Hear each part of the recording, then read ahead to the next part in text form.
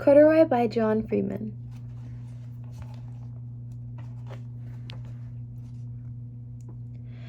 Corduroy is a bear who once lived in the toy department of a big store.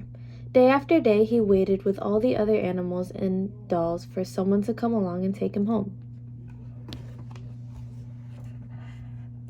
The store was always filled with shoppers buying all sorts of things, but no one ever seemed to want a small bear in green overalls. Then one morning, a little girl stopped and looked straight into Corduroy's bright eyes. "Oh, Mommy," she said, "look, there's the very bear I've always wanted." "Not today, dear," her mother sighed. "I've spent too much already. Besides, he doesn't look new. He's lost the buttons on one of his shoulder straps."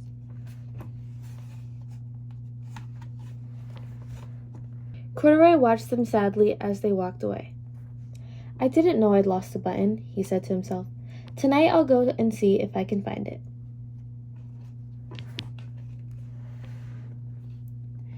Late that evening, when all the shoppers had gone and the doors were shut and locked, Corduroy climbed carefully down from his shelf and began searching everywhere on the floor for his lost button.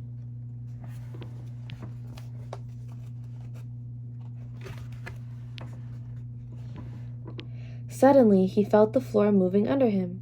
Quite by accident, he had stepped onto an escalator, and up he went. Could this be a mountain? He wondered. I think I've always wanted to climb a mountain.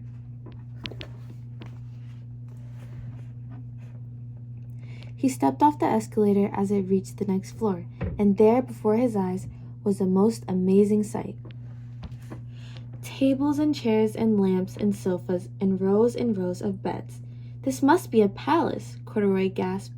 "I guess I've always wanted to live in a palace."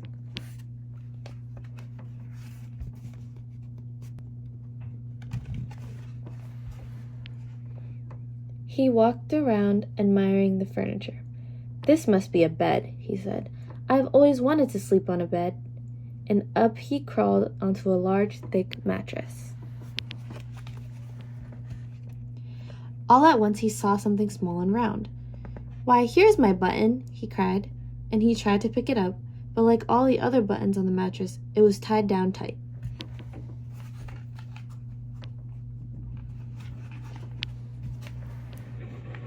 He yanked and pulled with both paws until pop! Off came the button, and off the mattress Corduroy toppled. Bang! Into a tall floor lamp. Over it fell with a crash.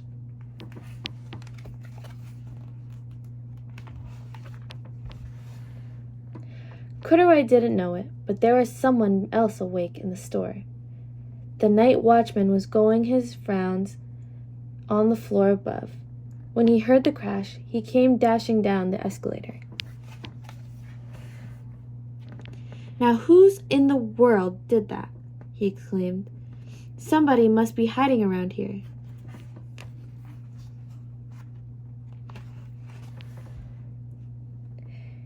He flashed the light and over sofas and beds until he came to the biggest bed of all, and there he saw 2 fuzzy brown ears sticking up from the cover. "Hello," he said.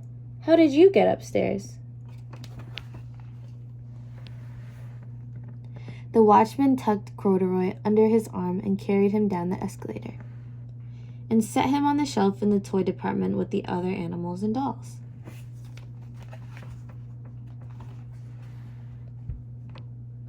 Corduroy was just waking up when the first customers came into the store in the morning, and there, looking at him with a wide, warm smile, was the same little girl he'd seen only the day before.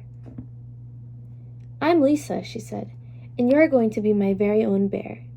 Last night I counted what I've saved in my piggy bank, and my mother said I could bring you home."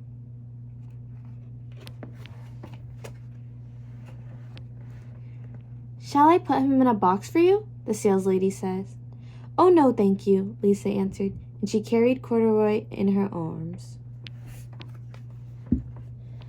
She ran all the way up 4 flights of stairs into her family's apartment and straight into her own room.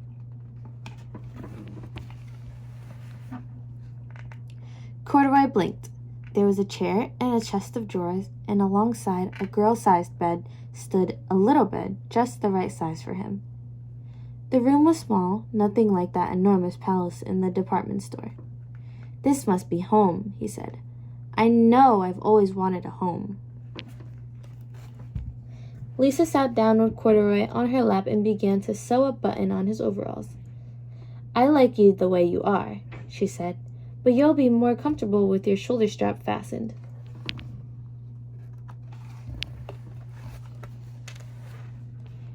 "You must be a friend," said Corduroy.